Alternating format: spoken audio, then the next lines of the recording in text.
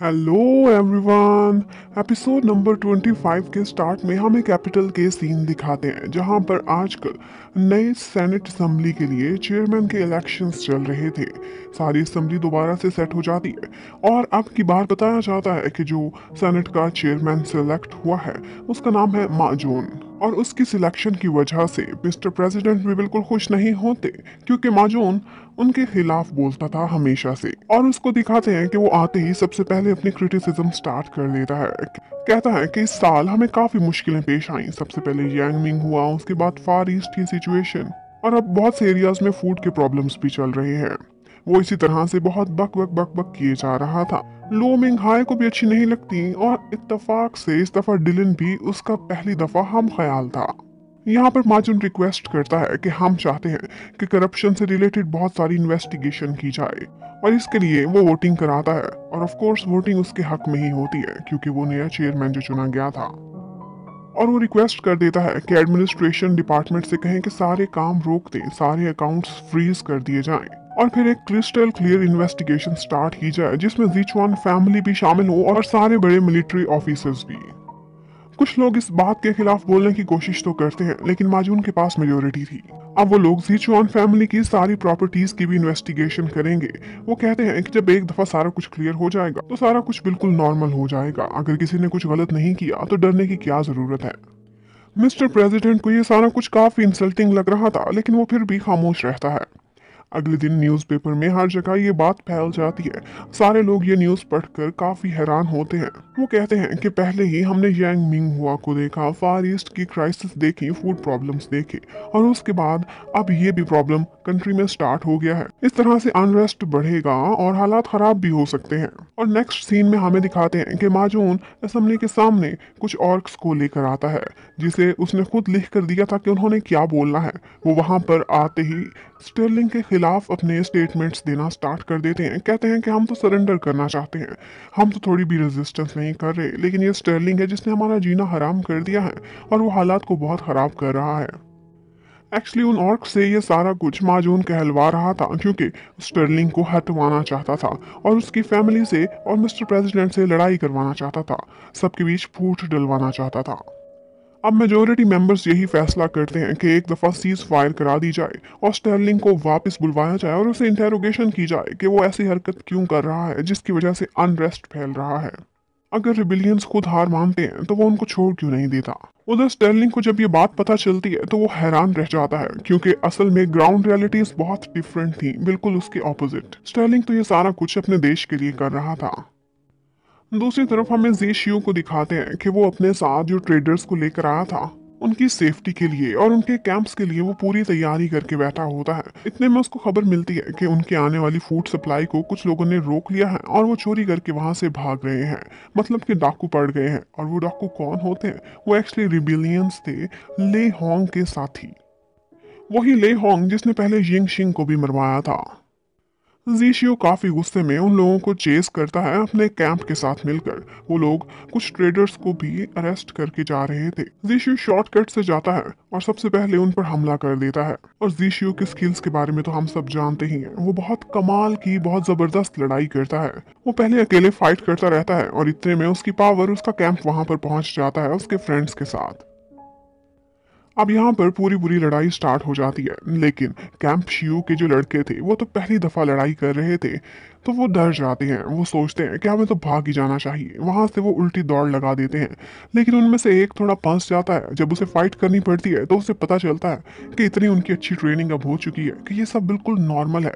और वो इतने बहादुर हो जाते हैं कि वापस आते हैं और लड़ना स्टार्ट कर देते हैं क्योंकि ये सब कुछ उनको नॉर्मल सा लग रहा था। उनके अंदर का जो डर था वो खत्म हो चुका था। यहाँ पर काफी देर तक फाइट चलती रहती है और जो अंदर बेचारे ट्रेडर्स बैठे हुए थे वो इस फाइट की डर से बहुत कांपने लग जाते हैं। वो एक दफा तो डर के बाहर निकलते हैं और उनको निकलते ही एक रिबिलियन पकड़ लेता है और उसको पकड़ के ब्लैकमेल करता हुआ जीशियो से कहता है कि सारे लोग हथियार फेंक दें। और फिर ये भी ऑर्डर्स कराता है उससे कि ये सारे लोग दूर चले जाएं, सिर्फ जीशियो यहाँ पर खड़ा रहे। अब सिर्फ वो बागी और उसके 3-4 साथी थे और उनके सामने ज़ी खड़ा हुआ था। उसका कैंप, उसके फ्रेंड सारे दूर चले गए थे। वो उनको बातों में लगाता है, कहता है कि इसे किडनैप करके अकेले ना जाओ, मुझे साथ लेते जाओ, मेरे में बहुत सारी क्वालिटीज हैं, मैं बहुत अच्छा खाना पकाता हूँ, डांस करता हूँ और हम आराम से बैठकर प्रॉपरली बात भी कर सकते हैं। जिशु ने एक्चुअली ये एक ट्रिक चला था, वो उनको बातों में लगाता है, थोड़ा डिस्ट्रैक्ट करता है और इतने में उसके फ्रेंड्स पीछे से एक तीर मारते हैं जो सीधा उसी बंदे को लगता है जिसने उस ट्रेडर को पकड़ा हुआ था। वो जख्मी होकर गिर जाता है और फिर वो लोग आते हैं और सारे रिबिलियंस को पकड़कर मारना स्टार्ट कर देते हैं। अब हमें नेक्स्ट सीन में दिखाते हैं कि जीशु थोड़ा सा तो जख्मी भी हो गया था इसी फाइट के बीच। इतने में स्टर्लिंग उससे मिलने के लिए आता है। जीशु उसे देखकर एकदम खुश हो जाता है क्योंकि दोनों भाई इतने अरसे बाद आपस में मिल रहे थे और स्टर्लिंग जीशु के लिए काफी खुश था क्योंकि उसकी प्लानिंग की वजह से उसका कैंप शिव बहुत मजे में, उनके पास एक्सेसिव फूड सप्लाई थी, वो रोज रोज मीट भी खाते थे और बहुत मजे में थे। इतने में स्टर्लिंग उसे बताता है कि किस तरह से मुझे वापस कैपिटल बुलाया जा रहा है क्योंकि मेरे से अब इन्वेस्टिगेशन होगी कि मैं ऑर्क्स के साथ अनरेस्ट फैला रहा हूँ। जीशु तो ये सुनकर एकदम हैरान रह जाता है कि बजाय इसके कि तुम्हारी तारीफ की जाए, तुमने वारन फोर्ट को बचाया था उन ऑर्क्स से, इसकी बजाय तुम्हारी इंटेरोगेशन की जा रही है, ये तो इंसल्ट हुई ना। लेकिन फिर साथ साथ वो ये भी कहता है कि ये सब तो तुम हैंडल कर ही लोगे, लेकिन तुम खुश भी तो होगे क्योंकि तुम कैपिटल जा रहे हो और वहां पर तो कार्डा भी तुम्हारा वेट कर रही है कितने अरसे से। स्टर्लिंग और कार्डा वो एक दूसरे को लाइक तो करते थे, लेकिन कार्डा, सबको पता है कि वो डीमन कबीले के सरदार की बेटी थी, इसलिए ये सारा कुछ इम्पॉसिबल सा लगता था। पर स्टर्लिंग बस इतना जानता था कि वो कार्डा के साथ रहना चाहता है और किसी चीज की उसे कोई भी परवाह नहीं थी। यहाँ पर जीशी उसे छेड़ता है कि मेरे पास एक लेटर है जो कार्डा ने तुम्हारे तक भिजवाने को कहा था। स्टर्लिंग वो लेटर देखकर एकदम बेचैन हो जाता है और एक्साइटमेंट से जब वो लेटर खोलता है तो वहां पर सिर्फ स्टूपिड लिखा हुआ था। ये जीशियो का सिर्फ एक प्रैंक था और फिर वो जीशियो से बदला ले रहा होता है कि यहाँ पर ही ये पार्ट खत्म होता है। Thank you for watching, stay connected, bye bye.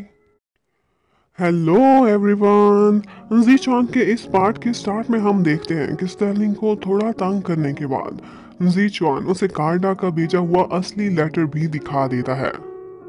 Actually कार्डा स्टर्लिंग के लिए बहुत परेशान थी क्योंकि वो वॉर जोन में था और वहाँ बहुत खतरे हो सकते थे। कार्डा को स्टर्लिंग की बहुत फिक्र हो रही थी और वो उसे ये भी बताती है कि मैं मिस निंग के साथ रोजाना टेम्पल जाती हूँ जहाँ निंग जी शियो के लिए प्रे करती है और मैं तुम्हारे लिए। कार्डा वहां पर ये भी कहती है कि जी शियो तो एक बैड पर्सन है क्योंकि वही तो उसे प्रिजनर बनाकर लेकर आया था। वो कहती है कि अगर उस पे भी वार जोन में गॉड की ब्लेसिंग्स हो सकती हैं तो तुम जैसे स्वीट इंसान पर क्यों नहीं। और कार्डा सिर्फ इतना ही चाहती थी कि स्टर्लिंग जल्दी से ठीक ठाक उसे मिलने के लिए वापस आ जाए। और जैसे ही स्टर्लिंग ये लेटर पढ़ता है उससे रहा ही नहीं जाता, वो फौरन से अपना घोड़ा दौड़ाता हुआ कैपिटल की तरफ जाने लगता है क्योंकि अब वो डेस्परेटली कार्डा को देखना चाहता था। जबकि हमें कैपिटल का सीन दिखाते हैं कि मिस्टर प्रेसिडेंट जब अपने काम में बिजी होते हैं तो उन्हें एक ऑफिसर आकर इन्फॉर्म करती है कि सेनेट काउंसिल की मीटिंग बस स्टार्ट होने ही वाली है और आपका वेट हो रहा है। और ये सुनकर प्रेसिडेंट का मूड काफी खराब हो जाता है क्योंकि वो सेनेट के कामों से आजकल बिल्कुल भी खुश नहीं थे, वो उनके खिलाफ ही तो प्लानिंग कर रहे थे। जबकि स्टर्लिंग वो थोड़ी देर बाद कैपिटल में पहुंच जाता है और आते ही जीचुआन हाउस में जाता है। उस टाइम पर कार्डा मिस निंग के साथ बैठी कुछ फोटोज बना रही थी। एक्चुअली आहनिंग एक स्केच बना रही थी और वो स्केच था जी शियू का। आहनिंग उस पर गुस्सा निकाल रही थी एक बुरा सा स्केच बनाकर। इतने में जब वो लोग मुड़कर देखते हैं तो पीछे स्टर्लिंग पहुंच चुका था। स्टर्लिंग आते ही कार्डा को मिलता है जो इतने अरसे से उसका वेट कर रही थी और वो उसे देखते ही कहती है कि गॉड ने मेरी प्रेयर सुन ली थी। और उन दोनों को इकट्ठे इतना खुश देखकर आहनिंग सोचती है कि वो कबाब में हड्डी ना ही बने और वो खामोशी से वहां से बाहर चली जाती है और बस यही सोच रही होती है कि कभी इस तरह के मोमेंट्स उसके और जीशियू के बीच में भी आएंगे। लेकिन जीशु वो उधर नौटंकीबाज बहुत ड्रामे कर रहा होता है। उसे बहुत टेंशन लगी हुई थी, अपने कैंप में खड़ा हुआ था क्योंकि उसके कैंप को कुछ आर्म्स की जरूरत थी और इसी नीड की वजह से उन्हें जाना पड़ा था उसके राइवल मिस्टर मिंग हुई के कैंप पर। और ये काम करने के लिए उन्होंने भेज दिया था लुओ जॉय को और इस बात पर वो बाई चुआंग पर काफी गुस्सा कर रहा होता है कि लुओ जॉय वो तो फौरन से बेवकूफ बन के आ जाएगा, तुम्हें नहीं पता कि मिंग हुई कितना चालाक है, इस काम के लिए उन्हें मिंग यू को भेजना चाहिए था। और इसी टेंशन में वो सोच रहा होता है कि एक्सरसाइज करे, तेज तेज वॉक करे, किसी तरह से तो उसका डिप्रेशन बाहर निकले, किसी तरह से तो उसकी एंग्जाइटी कवर हो। लेकिन इतने में वो देखते हैं कि लो जॉय वापस आ गया है और वो बड़ा खुश खुश होता है क्योंकि उसके पास इतना सारा सामान होता है। उन्होंने बहुत सारे आर्म्स उनको दे दिए थे और वो यही नहीं बताता बल्कि कहता है कि इसके साथ साथ उन्होंने मुझे अच्छा सा खाना भी खिलाया था, इतनी मेरी खातिर की है कि मैं हैरान रह गया। जीशियो फौरन से जाता है, जब उन आर्म्स को चेक करता है, तलवारें देखता है तो सारों पे जंग लगे हुए थे और ये देखकर वो लो जाए पर गुस्सा करना शुरू कर देता है कि तुम्हें चेकिंग तो करनी चाहिए थी, हालात देखो इन चीजों के। और जो बाकी की चीजें थी उनके ऊपर भी मकड़ियां भिड़ रही थी। जो भी सामान मिंगुई ने उनको भेजा था वो सारा डैमेज था और रस्टी था। और कमाने वो तो इतनी शानदार थी कि जैसे ही उनको हाथ लगाओ वो टूट जाती थी। अब जीशियो इतनी टेंशन में था लेकिन वो लो जाए पर गुस्सा नहीं कर रहा था। बाई चुआन को लगता था कि ये खामोशी किसी तूफान के आने का बता रही है। वो फौरन से टांग मारकर लो जाए को आगे भेजती है कि जाकर माफी मांगो। और लो जाए बस इतना ही चाहता था कि एक ही दफा जीशियो उस पर अपना गुस्सा निकाल ले, ताकि अगर बाद में गुस्सा निकाला तो बहुत बुरा हाल करेगा। और जीशियो बाई चुआन को कहता है कि सजा के तौर पर इसे काट डालो, छोटे छोटे टुकड़े करके इसे कुत्तों के आगे डाल दो। उन्हें बहुत गुस्सा था क्योंकि इन फजूल किस्म की आर्म्स के बदले उन्होंने 200 कार्ड्स ग्रेन्स के भी उनकी तरफ भेज दिए थे। अब उनकी सारी फूड भी बेकार गई थी और साथ में वो उल्लू भी बन चुके थे। इस बात पर जीशु को बहुत गुस्सा आता है। और सिर्फ इतना ही नहीं, अब मैडम लीशा भी उससे मुलाकात करने के लिए आई हुई थी और इस मीटिंग में वो आते ही उसको बिल दिखा देती है कि जो चीजें भी उन लोगों ने खरीदी थी अब उसका बिल देने का टाइम आ चुका था। और वो बिल इतना लंबा होता है कि जीशु देखते ही हैरान रह जाता है। मैडम लीशा कहती है कि काफी दिन हो गए तुम लोगों ने हमें जेम स्टोन्स भी नहीं दिए, इसलिए आप जल्दी करो, पेमेंट की शक्ल यही होने वाली है। जीशु एक्चुअली तो काफी परेशान हो गया था लेकिन वो दिखाना नहीं चाहता था। और मैडम लीशा इस सारा टाइम उससे फ्लर्ट भी करती रहती है। लेकिन जीशियो उसे किसी तरह से मना ही लेता है। कहता है कि प्लीज मुझे 3 नहीं बल्कि 5 दिन दे दे, मैं आपको जेम स्टोन्स बदले में ला के दूंगा, यहाँ पर ढूंढना कोई मुश्किल काम नहीं। अब जीशियो सारा गुस्सा निकालता है लुओ जाय पर और उसे कहता है कि 5 दिन के अंदर अंदर सारी कानें छान लो और अच्छे अच्छे से जेम स्टोन्स निकाल के दो मैडम लीशा को, वरना मैं बदले में तुम्हें उनका स्लेव बना के भेज दूंगा। फिर हमें कैपिटल का सीन दिखाते हैं कि जिन आर्मी ऑफिसर की तरफ सेनेट के मेंबर्स ने तलाशी करने इन्वेस्टिगेशन करने के लिए लोगों को भेजा था, एक आर्मी ऑफिसर उनको धक्के मार के बाहर निकाल देती है और कहती है कि आइंदा इधर आने की जरूरत मत करना। अब ऑफिसर जी शान की इस हरकत की वजह से सेनेट के सारे मेंबर्स बहुत गुस्से में थे क्योंकि ये उनकी इंसल्ट के बराबर था।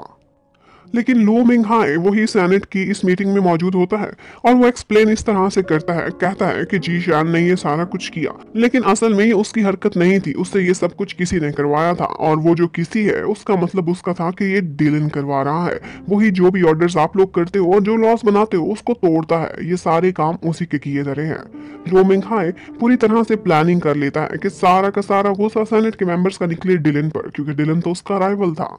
अब नेक्स्ट पार्ट में सेनेट काउंसिल के सामने खड़ा किया जाएगा डिलन को और ये देखने के लिए stay connected. Thank you for watching, bye bye.